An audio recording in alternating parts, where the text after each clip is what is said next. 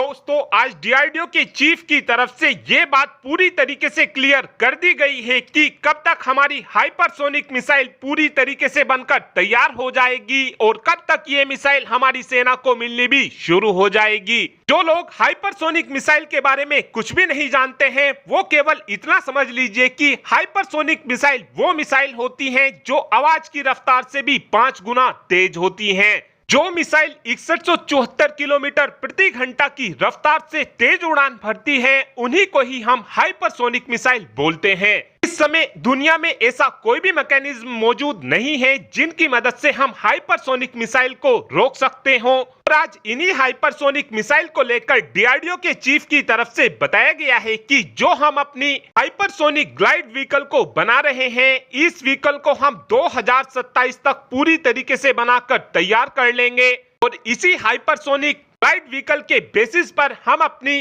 सेनाओं के लिए हाइपरसोनिक क्रूज मिसाइल को बनाकर तैयार करेंगे और हमारी हाइपरसोनिक क्रूज मिसाइल 2030 तक बनकर पूरी तरीके से तैयार हो जाएगी, जिसके बाद 1 से 1.5 सालों तक इस मिसाइल की टेस्टिंग की जाएगी और 2 सालों बाद इस मिसाइल को प्रोडक्शन में भेज दिया जाएगा, जिसके बाद ये मिसाइलें हमारी सेनाओं को मिलनी शुरू हो जाएंगी। साथ में एक अपडेट हमारे अपाचे हेलीकॉप्टर को भी लेकर आया है। दरअसल इसी साल अप्रैल के महीने में लद्दाख में हमारे अपाचे हेलीकॉप्टर ने हार्ड लैंडिंग की थी। इसकी वजह से हमारे अपाचे हेलीकॉप्टर के अंडर कैरेज सेक्शन में हमको अच्छा खासा नुकसान हुआ था और इस हेलीकॉप्टर को रिपेयर कराने के लिए भारत ने अपाचे हेलीकॉप्टर को बनाने वाली कंपनी यानी कि बोइंग के साथ संपर्क किया है और जल्द ही बोइंग की एक टीम भारत के अंदर आने वाली है, जहां पर ये टीम हमारे उस अपाचे हेलीकॉप्टर की चेकिंग करेगी जिसके अंदर डैमेज हुआ है।